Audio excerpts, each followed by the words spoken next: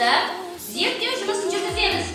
Зерттеу сұрағы заттар қандай қасиеттері болады? Зерттеу әдісі бақылау және эксперимент. Қажетті заттарымыз бүгінгі шекер, тұз, стақан, файл екен. Бүгінгі біздің жаңағы зерттейтін заттарымыз. Ал енді бізде түсіне байланысты, иісіне байланысты, күйіне байланысты және басқа қасиеттеріне байланысты заттарды зерттейді екенбіз. Бірінші, шегер түсі қандай? Қар екен, түсі. Ал енді иісі бар ма? Иісі жоқ. Ал күйі қандай екен? Қатты ма?